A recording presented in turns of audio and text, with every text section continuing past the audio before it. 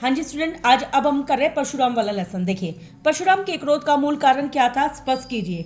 सीता स्वयंवर के दौरान राम ने राजा जनक के दरबार में रखे धनुष को उठाकर उस पर प्रत्यंचा चढ़ाने की कोशिश की थी। इसी क्रम में वह धनुष टूट गया था। उस धनुष का टूटना परशुराम को उनको क्रोध आ गया। इसको आप अपनी लैंग्वेज में बोल देना कि राजा जनक के दरबार में देखा कि उन्होंने शिव धनुष टूट गया। टूटने के बाद परशुराम को क्रोध आ गया। वह धनुष भगवान शिव जी का था और परशुराम उनके अन्य भक्त थे। वास्तव में वे भक्त भी थे और शिष्य भी थे। वो अकेले शिष्य थे शिव जी के, बाकी सभी भक्त रहे हैं।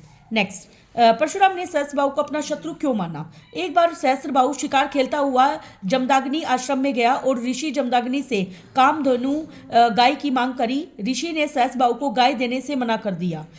वास्तव में जो कामधेनु गाय थी ना, उसकी जो बच्ची थी उसका नाम था सुशीला। उनके पास सुशीला नाम की गाय थी। इनमें कामधेनु गाय की बोल रखा है मैं। और जमदाग्नि के आश्रम में जाते हैं। जमदाग्नि परशुराम के होते पिता, तो उनके आश्रम में जाते हैं वो। तो इस पर कामधेनु का बलपूर्वक उन्होंने अपहरण कर लिया था।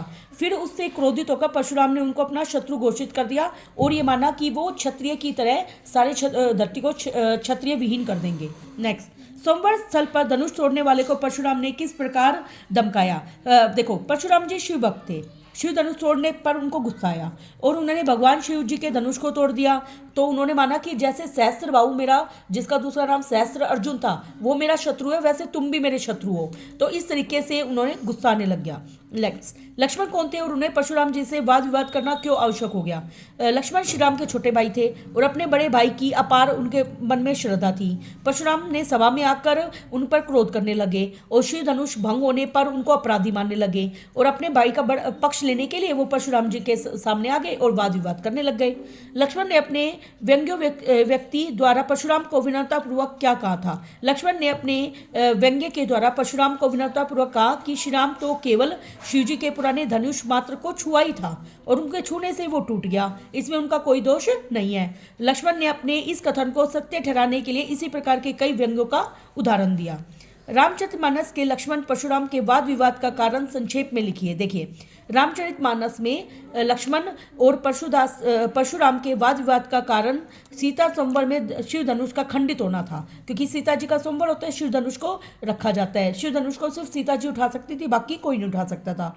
तो शिव धनुष के भंग होने पर परशुराम अपने शिव गुरु का अपमान मानते हैं कि भाई भगवान शिव ने उनको दिया था और उस धनुष को उन्होंने तोड़ दिया। परंतु लक्ष्मण को उस धनुष के टूट जाने में कोई भी लाभ हानि नजर ही नहीं आती। उन्होंने कहा वो तो भगवान राम ने तो छुआ था, छूने से वो प्रत्यंता चढ़ाने लग गए, वो टूट गया, इसमें उनका कोई दोष ही नहीं है। अतः परशुराम के क्रोधित होने का कारण यही था। इसी संदर्भ में वाद विवाद होने लग गया उनमें।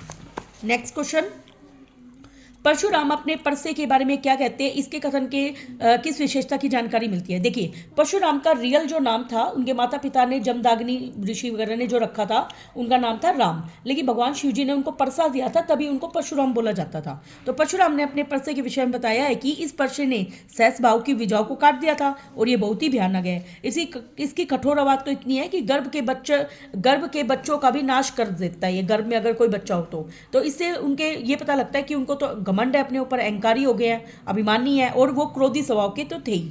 नेक्स्ट क्वेश्चन अपना, लक्ष्मण ने परशुराम के अहंकार से भरी हुई बातों को सहने का क्या कारण बताया।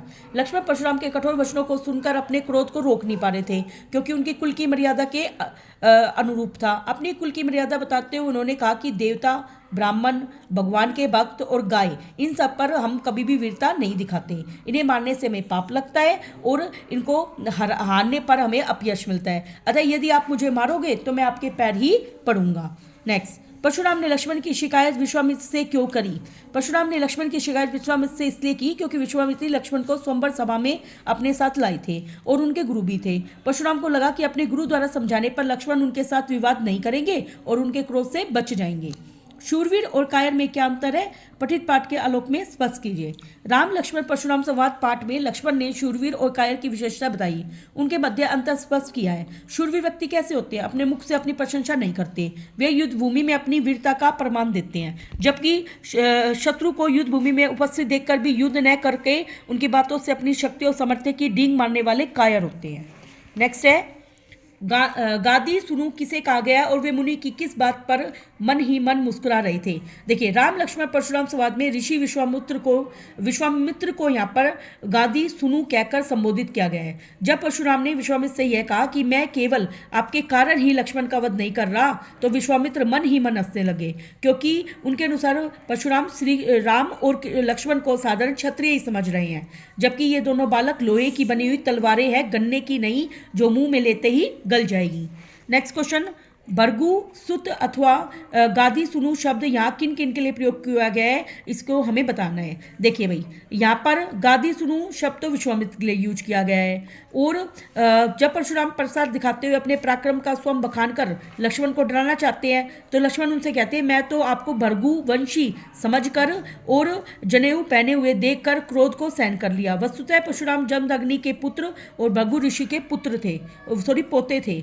ऋषि गादी का पुत्र होने के कारण ही परशुराम को गादी सुनु कहा जाता है, ठीक है, उनका पुत्र होने के कारण। नेक्स्ट, एम्य गाढ़ ने उखम्य का तात्पर्य स्पष्ट कीजिए। परशुराम जब विश्वामित्र से लक्ष्मण के बारे में कहते हैं कि इसे तो बस आपके शील के कारण छोड़ रहा हूँ, मतलब शीतलता के कारण छोड़ रहा हूँ, अन्यथा थोड़े परिश्रम से ही अपने फरसे से काट के मार दूंगा तो गुरु के ऋण से मुक्त हो जाएगा।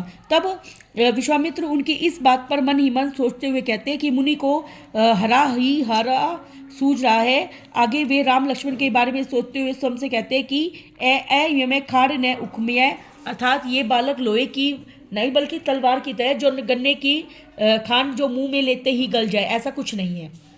नेक्स्ट, राम लक्ष्मण परशुराम संवाद में किसकी उपमा लोमयी खांड से की गई है? किसकी की गई है? राम लक्ष्मण की। नेक्स्ट, राम लक्ष्मण परशुराम संवाद कविता के आधार पर मुनि विश्वामित्र के व्यवहार के औचित्य पर प्रकाश डालिए। देखिए, जो विश्वामित्र होते हैं वो अत्यंत शांत स्वभाव के, संयम रखने वाले और शांत स्वभाव के थे। उन्होंने क्रोध से बचाने के लिए शांत करने की कोशिश करते हैं। वे साधुओं का धर्म तो क्या है भाई? क्षमा करना। साधु क्या करते हैं? दूसरों को क्षमा कर देते हैं। और दोनों भाई, उनको पता है कि वीर है ना, तो फिर वो परशुराम राम लक्ष्मण को वो क्षत्रिय कुमार है, तो इस तरीके से वो एक्सप्लेन करते हैं। परशुराम की स्वभावगत विशेषता क्या है? पाठ के आधार पर लिखिए। देखिए क्या विशेषता है? वह मर्यादा का पालन करने वाले व्यक्ति हैं, वो बालकों का वध नहीं करने देते, वह बाल ब्रह्मचारी है और क्रोधी स्वभाव के हैं। नेक्स्ट, वे क्षत्रियों के घोर विरोधी हैं। ऐसा क्यों हुआ? क्योंकि उनकी जब पिता की मृत्यु हुई थी तो उनकी माता रेणुका ने 21 बार अपनी छाती को पीटा था, तो उन्होंने अपनी माता को प्रतिज्ञा की थी कि मैं 21 बार इस धरती को क्षत्रिय विहीन कर दूंगा। आगे, वह भगवान शिव के परम भक्त हैं, वह वीर सासी भक्त भी है, साथ में शिष्य भी हैं वो। नेक्स्ट, वो सासी वीर और दानी भी हैं। लक्ष्मण ने परशुराम के लिए कैसे व्यंग्यवाणी का सहारा लिया था? परशुराम से संवाद करने के लिए लक्ष्मण ने व्यंग्यपूर्ण बातों का सहारा लिया, अपमानजनक बातें कही। उन्होंने कहा ये तो साधारण धनुष है, इसको मेरे भाई ने भाई क्या किया, जैसे प्रत्यंता चढ़ाया वो हमारा टूट गया, तो आप डिंगे मत हाको, मतलब इस तरीके से वो बोलने लग गए। नेक्स्ट, राम लक्ष्मण परशुराम में किसका व्यवहार आपको अधिक अच्छा लगता है? हमें राम लक्ष्मण परशुराम में श्री राम का व्यवहार सबसे अच्छा लगता है, क्योंकि वो कोमल और विनम्र स्वभाव के हैं। वे विपरीत परिस्थितियों में भी मतलब बहुत ही अच्छे व्यवहार का प्रदर्शन करते हैं, गुस्सा नहीं आता उनको जल्दी से, वे बड़ों का आदर करते हैं, आज्ञा का पालन करते हैं, और ये भूल को भी वो क्षमा कर देते हैं। राम लक्ष्मण परशुराम संवाद पाठ के आधार पर बताइए कि लक्ष्मण में साहस और वीरता के साथ विनय का गुण भी होता तो अच्छा होता। ये बात सच है कि लक्ष्मण श्री राम के छोटे भाई थे, वह साहसी, वीर और तेजस्वी थे, लेकिन उनका स्वभाव कैसा था? उग्र, तेज, गुस्सा जल्दी आता था उनको, तो इसीलिए वो परशुराम के आने पर क्रोधित हो जाते हैं और वो परशुराम के अहंकार को चुनौती देते हैं। धीरे धीरे वो उग्र और भी ज़्यादा होते जाते हैं, तो उनको लगता है कि दोनों के बीच में इतना विवाद बढ़ जाएगा कि वो परशुराम लक्ष्मण का वध कर देंगे। यदि लक्ष्मण में विनय का गुण होता तो स्थिति इतनी बिगड़ नहीं पाती और विवाद तुरंत बंद हो जाता।